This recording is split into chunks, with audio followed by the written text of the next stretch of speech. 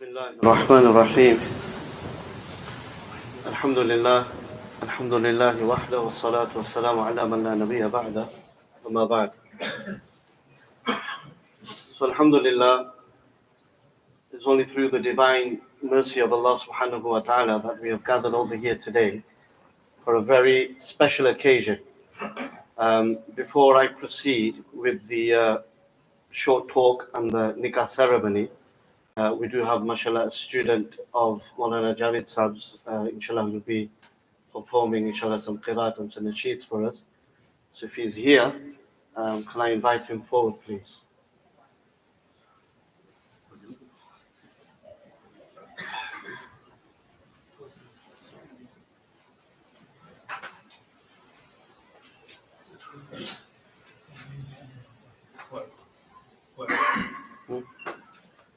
Riyaz Papa nahi dekho.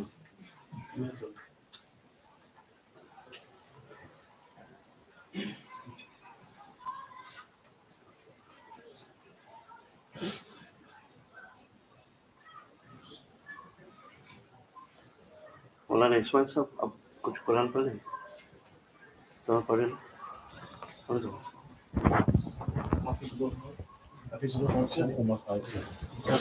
वो foul पापा ने शादी पर पाया अरे मौलाना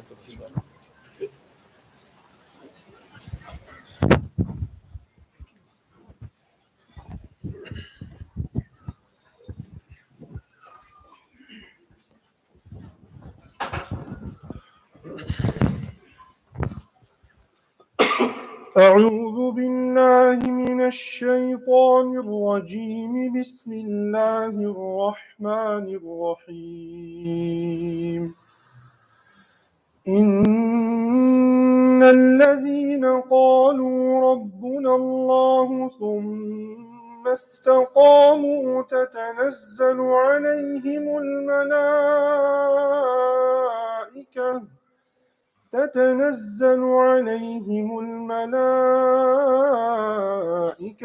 ألا تخافوا ولا تحزنوا وأبشروا بالجنة التي كنتم توعدون نحن أولياؤكم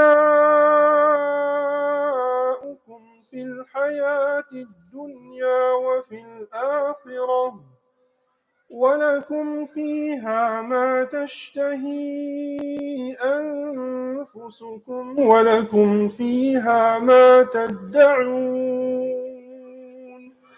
نزلا من غفور رحيم ومن أحسن قولا ممن دعا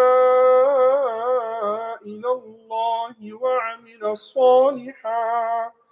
وعمل صالحا وقال إنني من المسلمين ولا تستوي الحسنة ولا السيئة ادفع بالتي هي أحسن فإذا الذي بينك وبينه عداوة كأنه ولي حميم وما يلقاها إلا الذين صبروا وما يلقاها إلا ذو حظ عظيم صدق الله العظيم.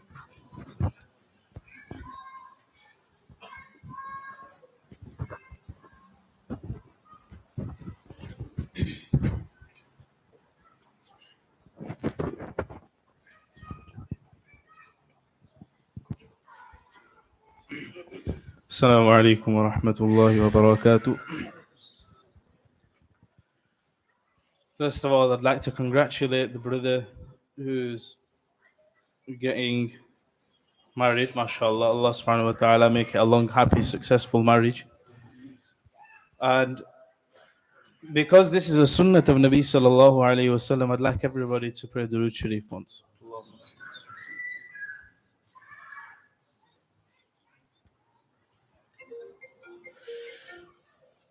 خوب نام محمد ہے اے مومنو،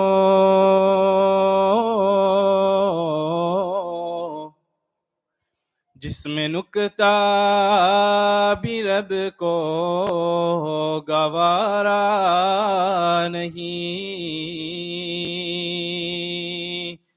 جو نبی کی محبت سے منہ پھیر لے، دونوں عالم میں اس کا گزارا نہیں۔ کہہ دیجیے سبحان اللہ۔ دونوں عالم میں اس کا گزارا نہیں۔ If there's a shade that you like, you should say Subhanallah. Okay, don't shy away from doing the dhikr of Allah subhanahu wa ta'ala. ان کے جلووں سے روشن ہے دہر و عالم، کس جگہ پر نہیں ہے نبی کا کرم، ان کے جلووں سے روشن ہے دہر و عالم، کس جگہ پر نہیں ہے نبی کا کرم۔ عرش سے طور تک، طور سے دور تک،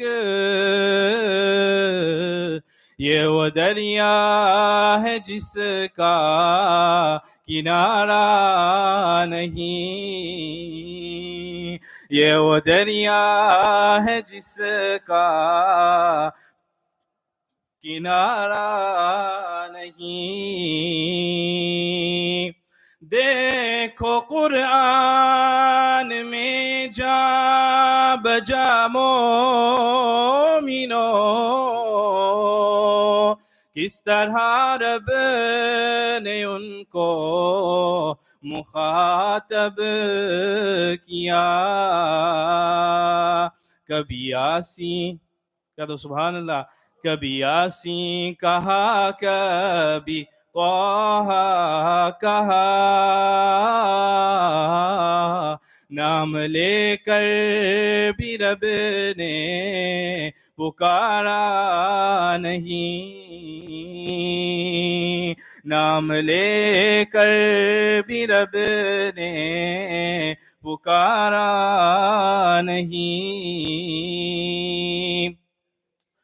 ظلم پر ظلم سہ کر یہ بولے بلال،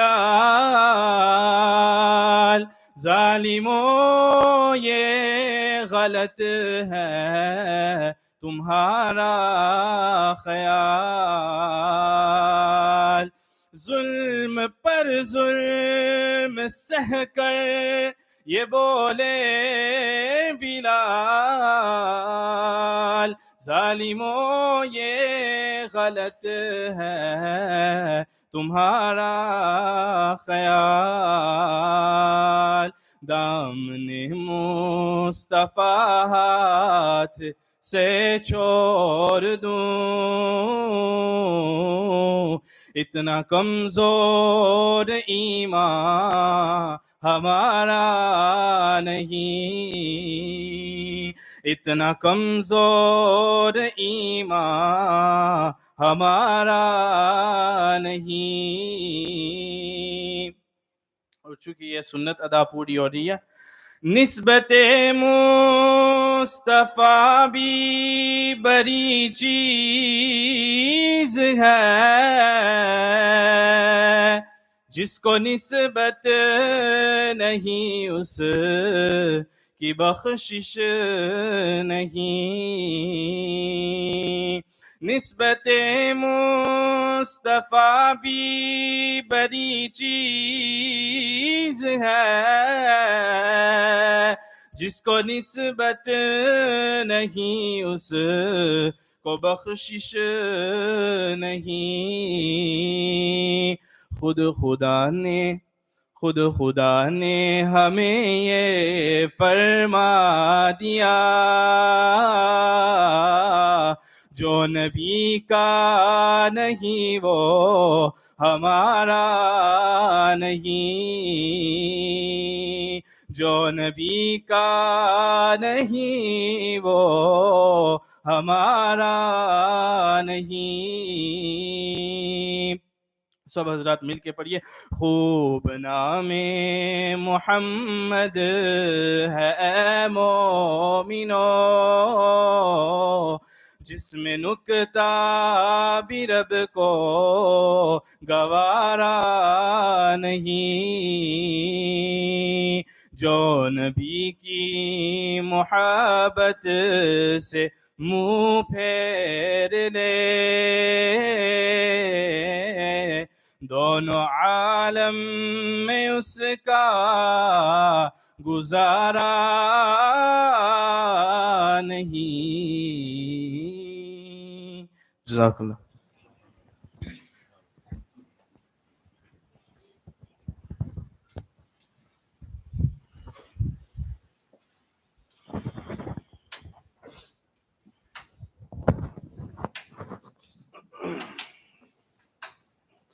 MashaAllah. May Allah Ta'ala grant us all the true and deep love of Rasulullah sallallahu alayhi wa sallam. Alhamdulillah, as I mentioned, that we've gathered over here today for a very, very special occasion, a happy occasion.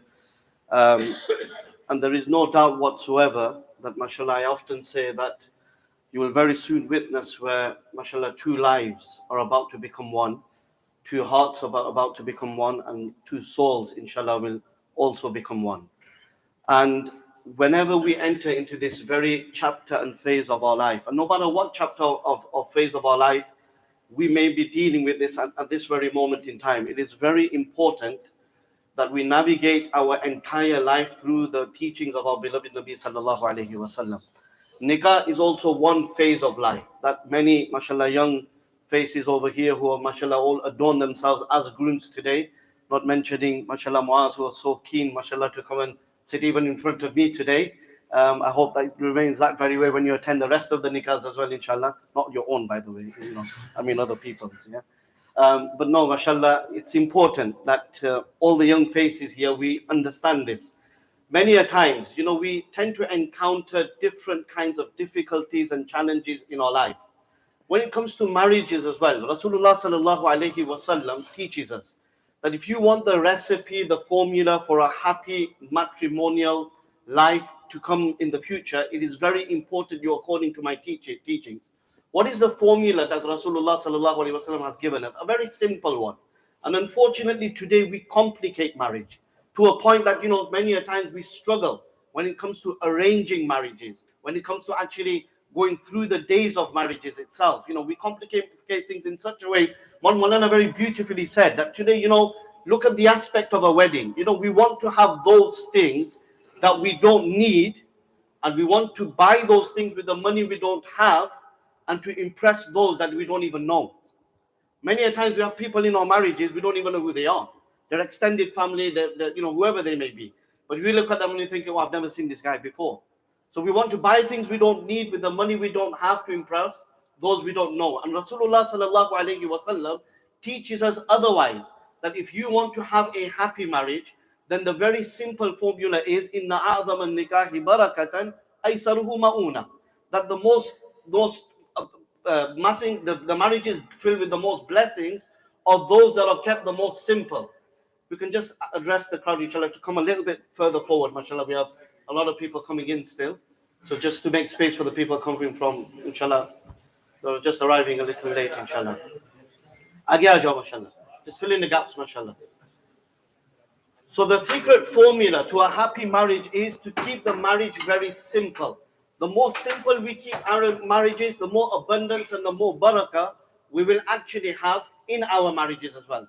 many a times when one aspires to get married, from the very point of searching for the right partner, and I'll say this to Muaz, mashallah, with him sat beside me today. But this one youngster, he asked his mother, and he said, Mom, when do I know that I've actually found the right bride and the right partner for myself? What did the mother turn around and say? She was a very wise person. What did she say? She said, Beta, do not worry about finding the correct woman. Just be sure to be the correct man. And this is what it is. So long as we keep the teachings of our beloved Nabi before us and we live our lives accordingly, inshallah, you'll find that Allah subhanahu wa ta'ala will fill our marriages with many blessings. And many a times, we tend to find, and unfortunately, as imams, as ulama, we get these painful phone calls where we have to deal with issues in marriages. But Rasulullah sallallahu alaihi wasallam teaches us that to keep this love. And I often say, there are two types of couples, and it's up to you what kind of a couple and what kind of category you want to fall into. And what are those two categories? There's the newlywed, as mashallah Muaz will be as of today, and there's the nearly dead. And I won't mention any name sat in front of me. I have some very close friends, mashallah, who sat in front of me. But there's a nearly dead. It's up to you. Which category do you want to belong to? Rasulullah sallallahu alaihi wasallam teaches us simple formulas. And many old people will probably look at me today. But I'm trying to obviously strike a balance here. And this is sunnah. MashaAllah, Maulana read a very beautiful nat. We aspire to live our life according to the sunnah of our beloved Nabi sallallahu alaihi wasallam. But many a times we tend to find that,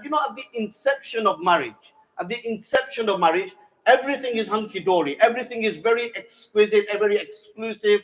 Every time we're going into the home, there's a different aroma, there's a different fragrance, and you can tell that something new has happened in this home, right? Yet when time moves on, and this is why when Hazrat Ali radiallahu ta'ala anhu was once questioned, and you better listen to this very carefully, my friend, that, okay, he was questioned at Madan Nikah, what is Nikah? What did Hazrat Ali radiallahu ta'ala anhu say?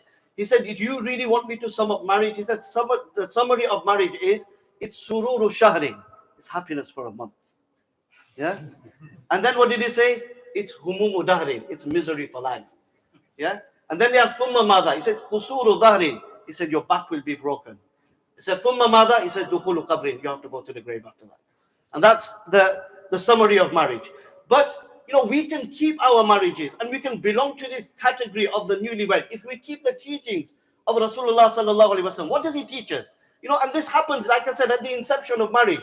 We go for a bite to eat, and many a times if you're living in your own home, probably it's a little bit easier to do this. When you're probably sat with your elderly parents, you probably feel a little bit ashamed to do this. But what did Rasulullah sallallahu alaihi wasallam say? That be in the habit of actually putting morsels of food into the mouth of your spouse. And you don't need to go all the way to Istanbul to do this on your honeymoon. You can do this in your home. Imran, I'm not saying anything, by the way. Right? So this is what it is. You have to do this, and continue with this sunnah and the practice of Rasulullah sallallahu alaihi wasallam in your own homes. I said, Aisha, my mother, she says that many a times, I would drink from a vessel and from a goblet. And look at the practice of Rasulullah. It says, and Rasulullah sallallahu alaihi wasallam, after I drank from this vessel, I would hand it over to Rasulullah sallallahu alaihi wasallam. Rasulullah sallallahu alaihi wasallam would take this goblet and take this cup of glass that I drank from. He would actually spin it around in his hand, and he would search for the very place that I drank from. And the very place where I placed my lips, Rasulullah sallallahu alaihi wasallam would also place his lips as well. This was the flavor in his marriage. This was where the love came from in his marriages. And don't get me wrong, many a times we have disagreements. These are two complete different people coming from two different families, two different backgrounds. We're living two different lifestyles. And now all of a sudden you're about to become one. You will have your differences. Rasulullah sallallahu alaihi wasallam had 11 spouses, and on occasions he had his differences. On one occasion, Rasulullah sallallahu alaihi wasallam, one Maulana very beautifully says, marriage is a bit like traveling to a foreign country in an aeroplane. There is no doubt you can be sat in the business class or the first class of the A380 of the Emirates Airlines, and it's obviously exactly what the luxury is like in those particular airlines, in that particular space of the airline. Not if you're sat in economy, of course, but if you're sat in the business class and first class, you know exactly what kind of service you're going to get, what kind of seats you're going to be sat on. But there will come an occasion during your flight, whether you are sat in economy or whether you are sat in business class, where you will be told that we are about to enter into an area of turbulence.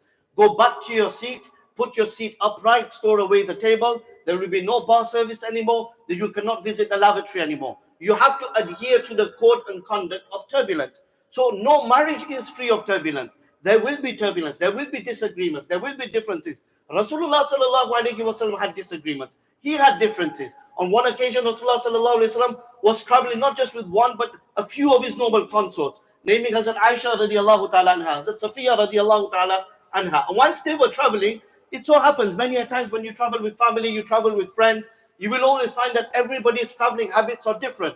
Some people travel heavy, other people travel light. So it was the habit of Hazrat Aisha to travel very light. Hazrat Safiya used to travel a little bit heavy. She used to carry excess luggage with her. So it so happened whilst they were traveling, not only did she have excess luggage, but her camel was also struggling to keep up with the rest of the crowd.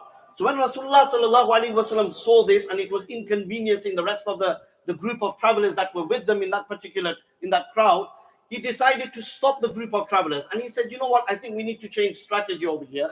He says, why don't we hawwilu mata'a Safiya ala jamali Aisha wa mata'i Aisha ala jamali Safiya? Why don't we move the luggage of Safiya onto the camel of Aisha? Why? Because this camel is weak. It can't keep up with the rest of the crowd. And Aisha is traveling very, very light. And Safiya is traveling very heavy. So if we put a lighter load on the camel of Safiya, which is struggling, with the lighter load, hopefully it will be able to keep up. Aisha's camel is a little bit strong. And with a heavier load, it won't affect it in any way. It will also be able to keep up. So Rasulullah sallallahu alaihi wasallam devised this strategy. Now these were co-wives. They were co-wives, right? So what did Hazrat Aisha? She didn't like this. She was in disagreement with the strategy of Rasulullah sallallahu alaihi wasallam. So sometimes you will say something, your wife will be in disagreement, and we do have disagreements. You will have differences. So she turned around and she opposed. What did she turn around and say? He says, Rasulullah, and not did she just oppose. Look at the way she actually addresses Rasulullah sallallahu alaihi wasallam.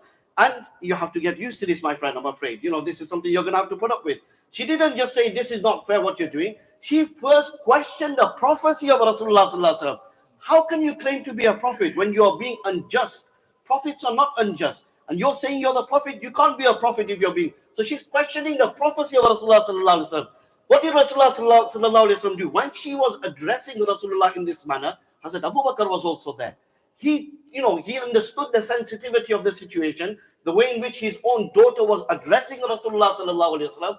On the other hand, Allah subhanahu wa ta'ala is saying to us, "La tarfa'u aswatakum fawqa sawti nabi." Do not raise your voice above the voice of my Nabi. Make sure you speak to him in a very calm tone. And here is Hazrat Aisha, who's admonishing and actually scolding Rasulullah sallallahu alaihi wasallam.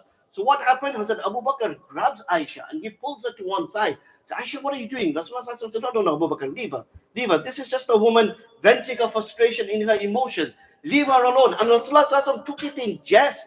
He actually made a joke out of it. He says, Aisha, are you doubting I'm a prophet? Are you really questioning my prophecy? He laughed about it. And this is what it is. Different strokes for different folks. We've got to understand, no matter how sensitive the situation may be, we have to take it in our stride, understand the sensitivity of the situation. Let's not, turn it into such a nasty situation where we become condescending, we become vulgar, we become verbally abusive. No, we have to understand the sensitivity of the situation. And like I said, there's a code of conduct for turbulence. There's a code of conduct for when there is turbulence in our marriages. We have to be sensitive to the situation. On another occasion, it was a noble practice of Rasulullah sallallahu alaihi wasallam. Every day after Asr Salah, he would leave the masjid and he would go to the homes of all of his wives and spend a few moments with all of them just to see how they were. This was a practice of Rasulullah sallallahu alaihi wasallam every single day after Asr. It so happened that whenever he used to arrive at the dwelling and the home of Hazrat Zainab radiallahu ta'ala anha, she would prepare a honey drink for him. And Rasulullah sallallahu alaihi wasallam loved honey. He loved honey drinks as well. He loved sweet things. So she, knowing that Rasulullah sallallahu alaihi wasallam likes this, she would prepare a honey drink for him. And whenever he would arrive, she would present this honey drink to Rasulullah sallallahu alaihi wasallam. Rasulullah sallallahu alaihi wasallam would drink this drink with love and obviously with relish. He would actually consume this drink that she would prepare for him. But it so happened in doing so, it used to prolong his stay in the home of Hazrat Zainab. Now this didn't sit well with the rest of the wives. This didn't sit well with them. So they decided that, we need to do something about this. Why is Rasulullah sallallahu alaihi wasallam spending so much time with Zainab and spending less time with us? So what did they do? Again, Hazrat Aisha, Hazrat Hafsa, daughter of Abu Bakr, daughter of Hazrat Umar radiallahu ta'ala an. They both devised the plan. What was the plan? They said, you know what?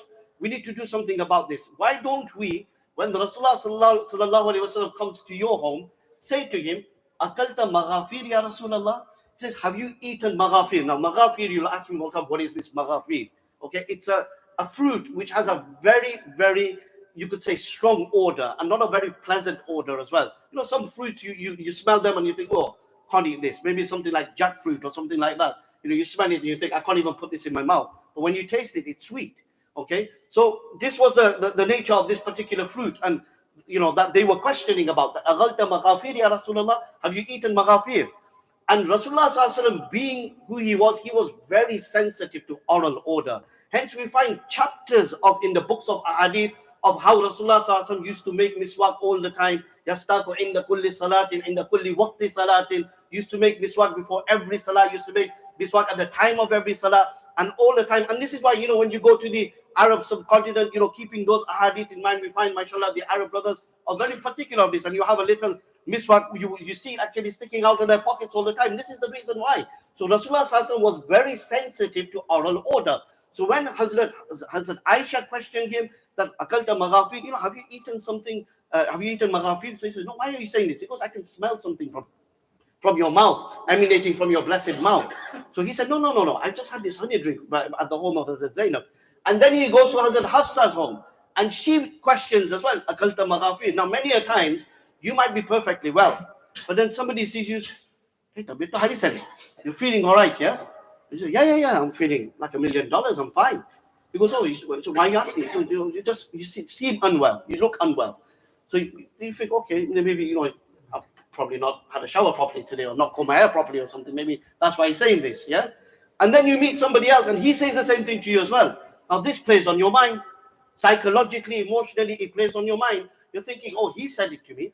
That other guy said it to me. And now even if you're not ill, you're going to think you're ill.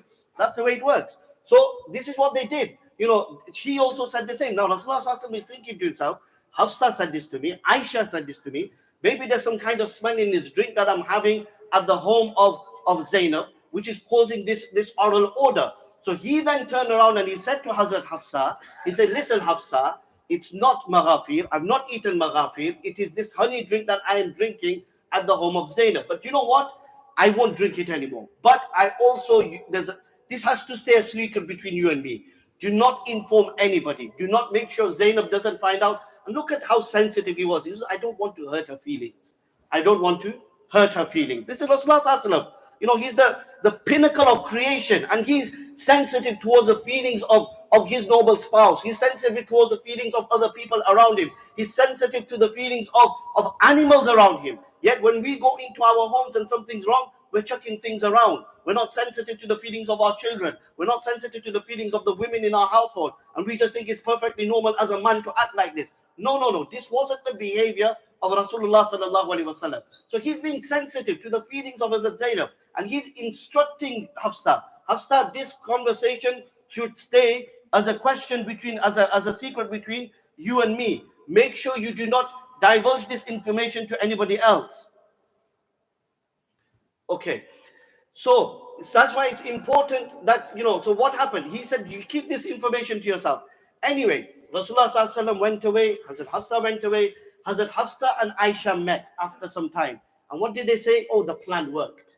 The plan worked. He's not going to drink this drink anymore. He's not going to be spending any extra time at the home of Hazrat Zainab. As soon as they had this discussion between them, what happened? An entire surah, an entire chapter of the Quran is revealed in Surah Tahrim, where Allah subhanahu wa ta'ala addressed Rasulullah sallallahu alaihi wasallam. What did he say to him? Ya ayyuhan nabi, lima tuharrimu ma ahallallahu lak, tabtaghi mardata azwajik. O my Nabi, why are you making unlawful for yourself which Allah has made lawful for you? Are you trying to gain the pleasure and the happiness of your consorts?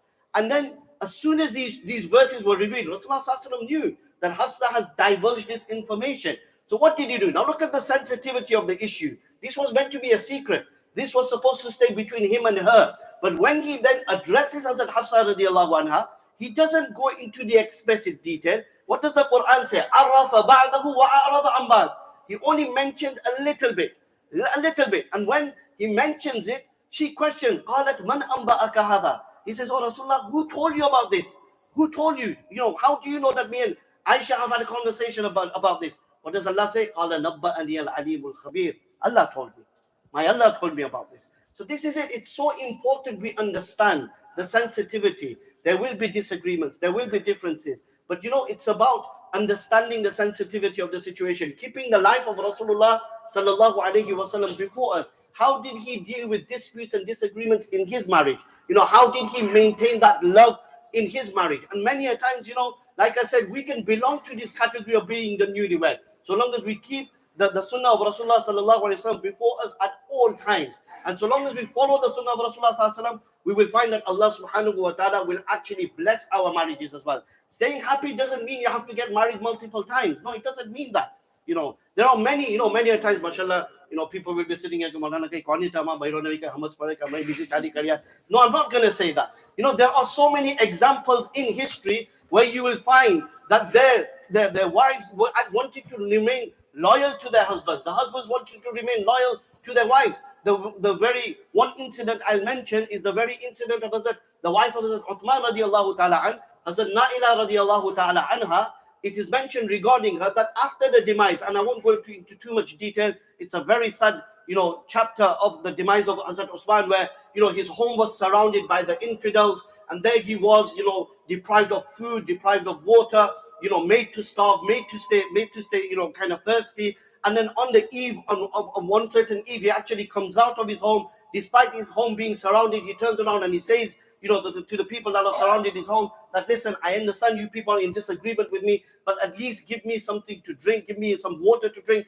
They turn around and refuse, saying that we won't even give you a sip of water to drink. What did he turn around and say? He says, that water that you deprived me of today was the very water that I purchased for the people of Medina upon the instruction of Rasulullah sallallahu alaihi wasallam, and I made it free for them. Bi'r Ruma, when the people of Medina were struggling for water, Rasulullah sallallahu alaihi wasallam instructed Uthman. Uthman purchased this well and make provisions of water for the people of Medina. Hazrat Uthman did this, and he himself is now being deprived of a sip of water from the well that he purchased. Anyway, what happens? He goes to sleep that night, and then when he goes to sleep, he sees Rasulullah sallallahu alaihi wasallam. Rasulullah sallallahu alaihi wasallam arrives and he says, "Ishrab ya Uthman, Uthman, here, I bought some water for you. There's a bucket of water for you. Here, drink this water." So Hazrat Uthman radiallahu anhu says, "I took this water and I drank it." He says, drink. And then Rasulullah sallallahu alaihi wasallam said, "Drink more." So I drank more. He said, "Drink more," and I drank more. Hatta talatu, until I was satiated. And then it so happened that Rasulullah sallallahu alaihi wasallam then addressed him and said that, Uthman, listen. Tomorrow morning, these infidels, they are going to launch a fresh attack on you. It is your choice. If you engage them, then victory is yours. However, if you make sabr, we will wait for you in Jannah. You will come and make iftar with us on the Dasar Khan of Jannah, inshallah. He was fasting. He had no choice. So he is now fasting and he's being deprived of water. Rasulullah sallallahu alaihi wasallam is telling him, you will make iftar by us. The following morning when he wakes up, he addresses his wife as a Naila and he says, Naila, this is the dream I had by night. And I am gleeing with envy for Rasulullah. I am gleeing with envy to meet the Sahaba. He says, the people that were in support of Hazrat Uthman, who were with him, they said that you just make a gesture, we'll mobilize the armies and we'll get rid of all these people that are around your home. But he said, no, I don't want any bloodshed due to me. And it so happened that he was attacked, he was martyred, and Hazrat Uthman radiallahu ta'ala anhu was made a shaheed. But after his demise, Hazrat Naila radiallahu anha, she received multiple prominent proposals, even from the likes of Hazrat Muawiyah, who was the Amir of that time. Later on, so many years later, when he became the Amir, he actually embedded the financial economic muscle. He was the leader of the time. But even though he proposed, what did she turn around and say? She said, no, I enjoyed such a relationship with my late husband that I cannot imagine myself being intimate with another person post his demise.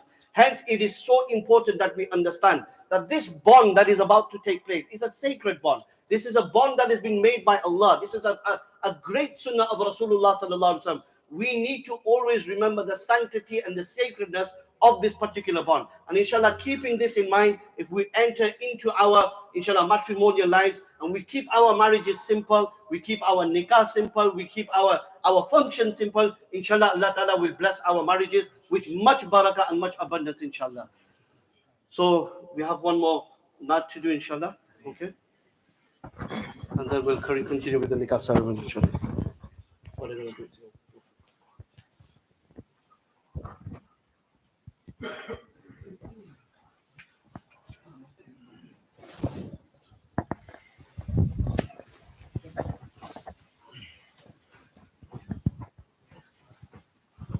Assalamu alaikum wa rahmatullahi wa barakatuh. First of all, I'd like to obviously congratulate the brother who's getting married, Mas.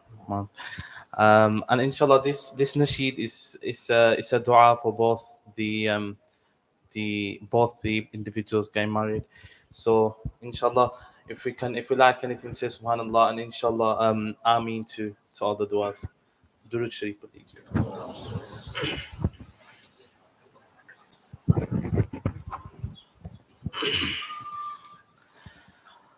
فضل رب پاک سے یہ مبارک دن بھی آ گیا، فضل رب پاک سے یہ مبارک دن بھی آ گیا، ہو رہی سنت ادا تو قبول کر دے اے خدا، ہو رہی سنت ادا تو قبول کر دے اے خدا، زوجہ ان کی یا خدا کرتی رہے پردہ صدا، زوجہ ان کی یا خدا کرتی رہے پردہ صدا، رکھ الہی ان کی زوجہ کو ہمیشہ باحیا، رکھ الہی ان کی زوجہ کو ہمیشہ باحیا، تو صدا رکھنا سلامت ان کا جوڑا یا خدا، تو صدا رکھنا سلامت ان کا جوڑا یا خدا، کوئی بھی جھگڑا نہ ہو آپس میں اے رب العلا، کوئی بھی جھگڑا نہ ہو آپس میں اے رب العلا، ان کو خوشیاں دو جہاں میں تو عطا کر کبریا، ان کو خوشیاں دو جہاں میں تو عطا کر کبریا، ان پہ رنج و غم کی نہ چھائے کبھی کالی گتا، ان پہ رنج و غم کی نہ چھائے کبھی کالی گتا، خوبصورت نیک سیرت ہو انہیں اولاد عطا، خوبصورت نیک سیرت ہو انہیں اولاد عطا، واسطہ یا رب مدینے کی مبارک خاک کا، واسطہ یا رب مدینے کی مبارک خاک کا، یا الہی دے سعادت ان کو حج کی بار بار، یا الہی دے سعادت ان کو حج کی بار بار، بار بار ان کو دکھا پیارے محمد کا دیار، بار بار ان کو دکھا پیارے محمد کا دیار، فضل رب पाक से ये मुबारक दिन भी आ गया हो रही सुन्नत अदा तू कबूल कर दे ए खुदा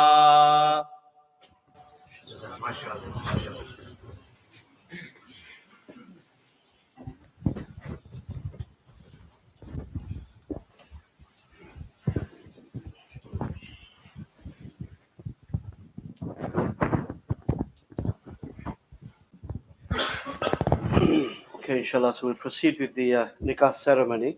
So the groom, mashallah, sat beside me is Maaz Ilyas Kara, and the bride is Alia Asif Patel. Okay, the wakil, the representative of the bride is Asif Wali Patel, the father, mashallah. Witness number 1 is Iqbal Patel, okay, and witness number 2 is Harun Pariyajwala. That's 3, mashallah. So Asif bhai, update, you've taken permission from your daughter Alia. Okay, you guys were present when the permission was being taken. She happily granted permission. Are you okay for me to proceed on behalf of Alia? Okay, no problem, inshallah.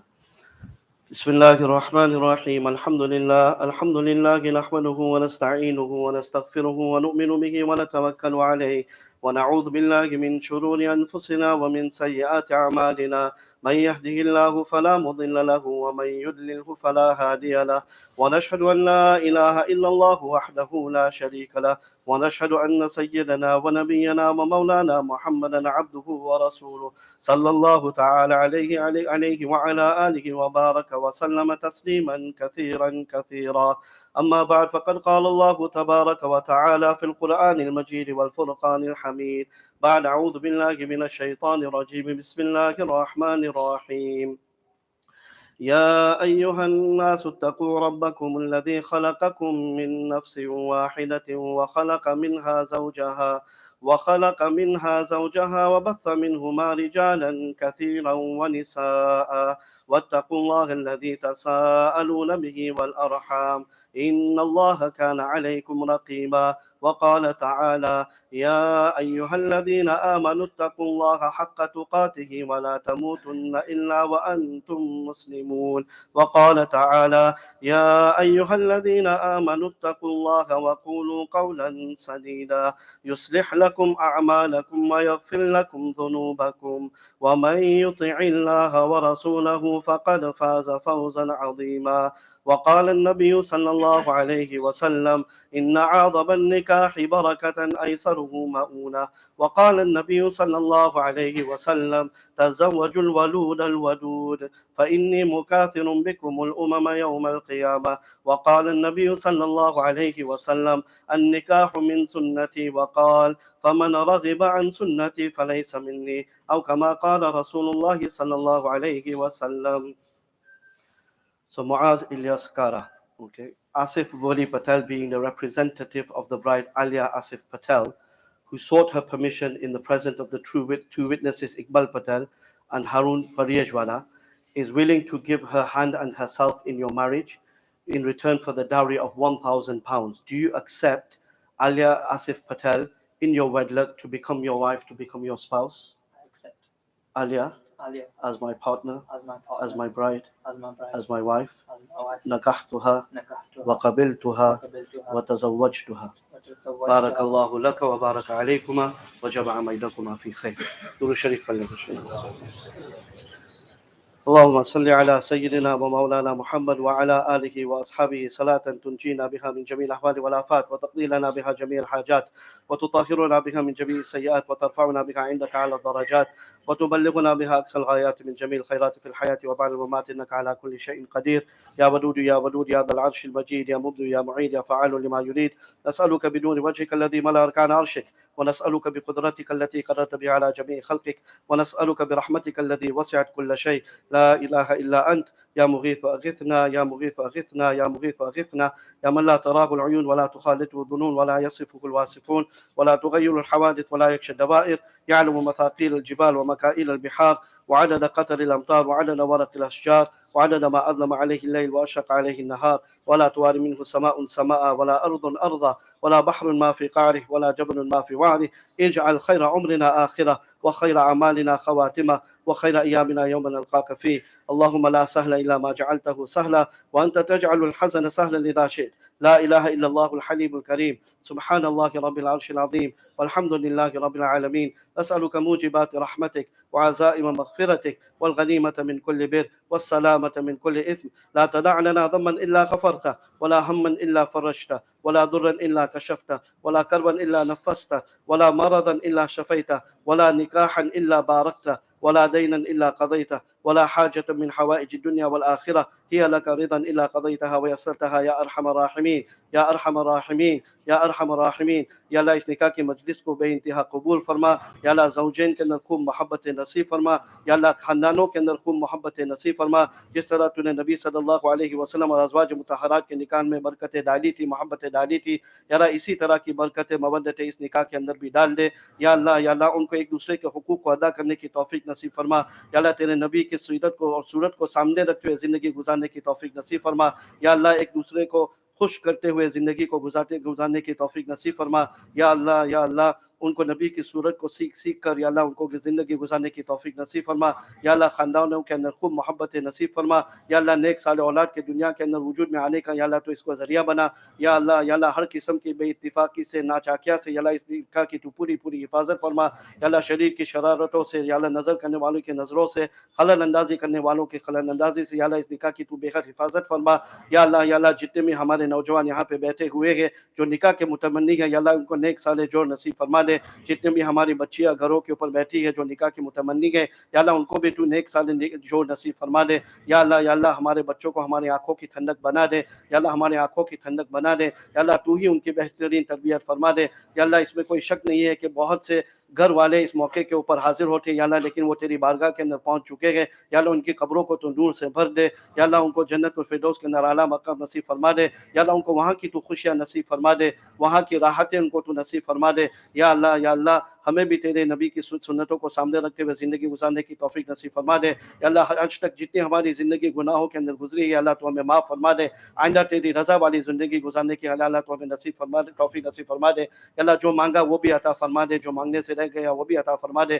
اللهم انا نسألك من الخير كله عاجله وآجله ما علمنا منه وما لم نعلم ونعوذ بك من الشر كله عاجله وآجله ما علمنا منه وما لم نعلم.